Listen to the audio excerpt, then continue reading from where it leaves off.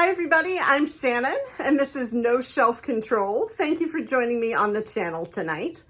I have a list of 8 books that are being published on May the 9th that I am very excited about and can't wait to share with you. I actually have 16 books on the list, but I'll be breaking it up over 2 days into 2 different videos because it's a little bit more palatable that way.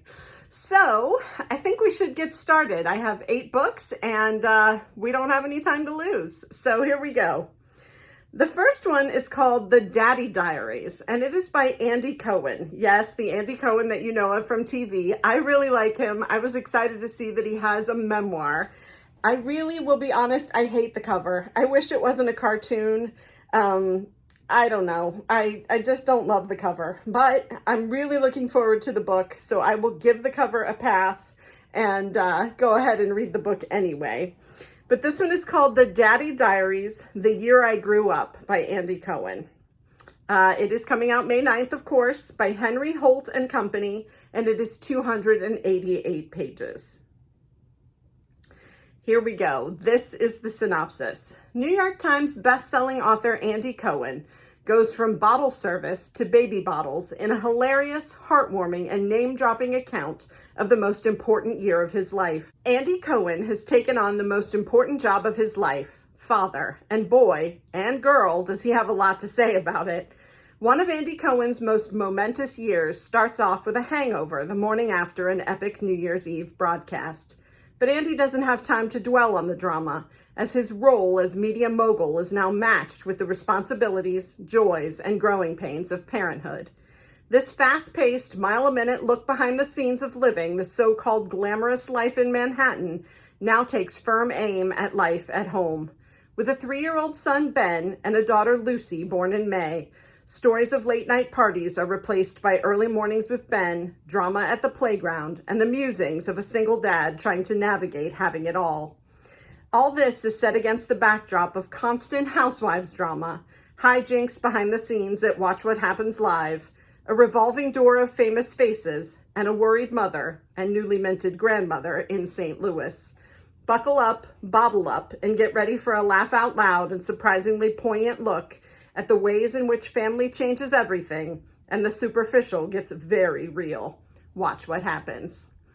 So what this reminds me of a little bit, or what I hope it's going to be like, let me put it that way.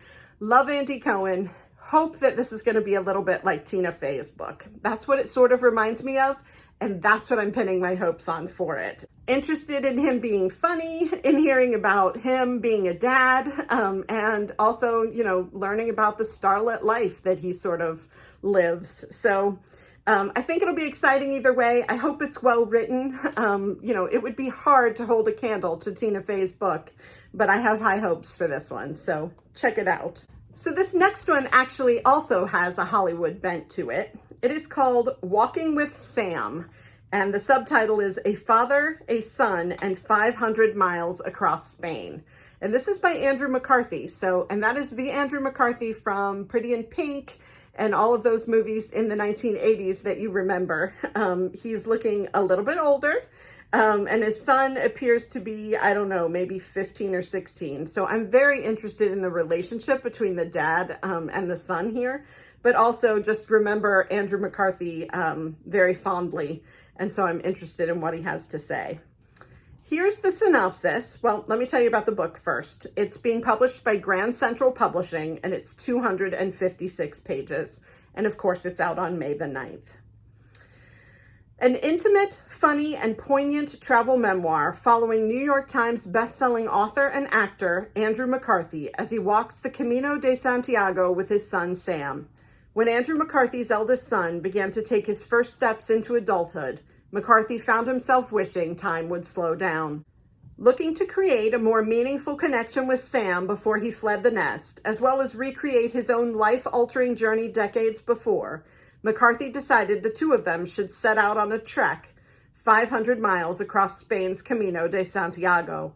Over the course of the journey, the pair traversed an unforgiving landscape, having more honest conversations in 5 weeks than they'd had in the preceding 2 decades. Discussions of divorce, the trauma of school, McCarthy's difficult relationship with his own father's fame, and flaming hot Cheetos threaten to either derail the relationship or cement it. Walking with Sam captures this intimate, candid, and hopeful expedition as the father-son duo travel across the country and toward one another. Now, it hadn't occurred to me until I started reading this synopsis that, of course, these father books are coming out close to Father's Day. That's what they're meant for, is to be bought as Father's Day gifts. But I'm just really intrigued by the relationship between the father and son and the idea that they're going to trek 500 miles together. I have a 15-year-old son. I don't know if he would walk 5 miles with me. So, I just love this idea that he's trying to cement their relationship and build memories before his son leaves the nest. So I will be interested to see how this one goes, and will try not to cry when I read it. The next one is one that we talked about in the Book of the Month Club box. This is also on my list. It is a May 9th release, and it is called Did You Hear About Kitty Karr? And it is by Crystal Smith Paul. It's being published by Henry Holt and Company, and it's 416 pages. It says, a multi-generational saga that traverses the Jim Crow South, the glamour of old Hollywood, and the seductive draw of present-day showbiz, as secrets split a family tree into black, white, and something in between. When white silver screen icon Kitty Karr Tate dies and bequeaths her multi-million-dollar estate to the 3 black St. John sisters, it prompts questions. A celebrity in her own right, Elise St. John would rather focus on sorting out Kitty's affairs than dealing with the press. But what she discovers in one of Kitty's journals rocks her world harder than any other brewing scandal could. And between a cheating fiancé and fallout from a controversial social media post, there are plenty. And if that isn't enough, her Vogue shoot has been complicated by the arrival of Jasper, a handsome and knowing photographer who may offer the Elise a chance at her most authentic pose yet, if she can defy her publicist, plan Kitty's memorial, and figure out how she really feels under the harsh gaze of the paparazzi, the public, and her mother. The discovery that her longtime neighbor and mentor was her grandmother, a black woman who had been passing for white for over 60 years, threatens to expose a web of unexpected family ties, debts owed, and debatable crimes that could, with one pull, unravel the all-American fabric of her sisters and those closest to them. Did You Hear About Kitty Karr is a sprawling tale that explores the celebrity machine, the burdens of being black, the privileges gained by fading to white, and the power that family secrets have to erode and complicate the lives of future generations. And I think I mentioned the other day that I've read both Passing and The Vanishing Half, and find this topic really, really fascinating, both that it was necessary or potentially even is necessary today. I don't know. But that it has to be such a difficult situation, both for the person trying to pass as white, and for their family as it becomes, discovered. So really interested to read yet another take on this topic, because I just think it's really, really fascinating. Okay, number 4 on my list is called Fellowship Point, and it is blurbed to say, this captivating, unforgettable novel is thrillingly good. And that is a blurb from Cynthia Dupree Sweeney, author of The Nest and Good Company. And this book, Fellowship Point, is by Alice Elliott Dark, who is the author of In the Gloaming. This one is being published by S&S Mary Sue Rucci Books, and it is almost 600 pages at 592 pages. Fellowship Point. So here's what we know about it. Celebrated children's book author Agnes Lee is determined to secure her legacy, to complete what she knows will be the final volume of her pseudonymously, like pseudonym and anonymous, pseudonymously written Franklin's, let's just try that again. Celebrated children's book author Agnes Lee is determined to secure her legacy, to complete what she knows will be the final volume of her pseudonymously written Franklin Square novels, and even more consuming, to permanently protect the peninsula of majestic coast in Maine known as Fellowship Point. To donate the land to a trust, Agnes must convince shareholders to dissolve a generations-old partnership, and one of those shareholders is her best friend, Polly. Polly Wister has led a different kind of life than Agnes, that of a well-off married woman with children, defined by her devotion to her husband, a philosophy professor with an inflated sense of stature. She strives to create beauty and harmony in her home, in her friendships, and in her family.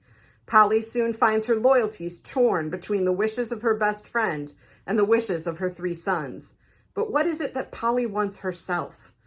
Agnes's designs are further muddied when an enterprising young book editor named Maud Silver sets out to convince Agnes to write her memoirs. Agnes's resistance cannot prevent long-buried memories and secrets from coming to life, with far-reaching repercussions for all. So we've got secrets. We've got Agnes trying to decide whether or not to write her memoir. And then we also have her writing books and trying to protect the coast of Maine at Fellowship Point, and then trying to convince her friend Polly to help her do that. So I think, again, we have women of a certain age, which I'm excited about, because Polly actually has 3 grown sons that she has to consult with on this. So she has to be of a certain age if her sons are grown. But I'm interested in hearing both sort of the argument for nature in this. I think that's an interesting premise, the idea that we need to protect these lands. And I'll be interested to read all about that, but also the relationship between the 2 women as friends and the secrets that Agnes is trying to potentially hide or not have come forward in writing her memoirs. So I think that should be an exciting one. Number 5 is called The Tiffany Girls by Shelley Noble. And you've got this beautiful, etched glass frame, the Eiffel Tower, and these 3 women here in, period dresses. So we're going to be set somewhere likely before the 1900s. So this is The Tiffany Girls by Shelley Noble, by William Morrow, and it's 416 pages. Is there any blurb on this one? Nope, no blurb on this cover. So let's read the synopsis. New York Times bestselling author Shelley Noble wows with a gripping historical novel about the real-life Tiffany Girls, a fascinating and largely unknown group of women artists behind Tiffany's most legendary glassworks. It's 1899 and Manhattan is abuzz. Louis Comfort Tiffany, famous for his stained glass windows, is planning a unique installation at the Paris World's Fair, the largest in history. At their 5th floor studio on 4th Avenue, the artists of the women's division of the Tiffany Glass Company are already working longer shifts to finish the pieces that Tiffany hopes will prove that he is the world's finest artist in glass. Known as the Tiffany Girls, these women are responsible for much of the design and construction of Tiffany's extraordinary glassworks, but none receive credit. Emily Pascal, daughter of an art forger, has been shunned in Paris art circles after the unmasking of her abusive father. Wanting nothing more than a chance to start a new life, she forges a letter of recommendation in hopes of fulfilling her destiny as an artist in the one place where she will finally be free to live her own life. Grace Griffith is the best copyist in the studio, spending her days cutting glass into floral borders for Tiffany's religious stained glass windows. But none of her co-workers knows her secret. She's living a double life as a political cartoonist under the pseudonym of G.L. Griffith, hiding her identity as a woman. As manager of the women's division, Clara Driscoll is responsible for keeping everything on schedule and within budget. But in the lead up to the most important exhibition of her career, not only are her girls becoming increasingly difficult to wrangle, she finds herself obsessed with a new design, a dragonfly lamp that she has no idea will one day become Tiffany's signature piece. Brought together by chance, driven by their desire to be artists in one of the only ways acceptable for women in their time, these Tiffany girls will break the glass ceiling of their era and for working women to come. So I was right, 1899. I'm pretty good at looking at fashion and knowing what era it comes from. But so this 1899, I had no idea. I guess I had just never even thought about it. Why Tiffany glass is called Tiffany glass. It's named after a man, of course. But really fascinated by the idea that there are these three women who are working to do this work, never getting credit for it, have their own life stories that we're going to discover in this sort of historical novel. So again, an opportunity for me to learn about a time and place and about, something that I'm really interested in, which is women's rights and women in the workplace during this, time in history. So I will definitely be checking that one out. That is The Tiffany Girls by Shelley Noble. The sixth one on my list out of 8 today is called The Little Flower Shop by Lori Foster. And it says, a heartwarming look at the healing power of family. And that is a quote from Entertainment Weekly on Cooper's Charm.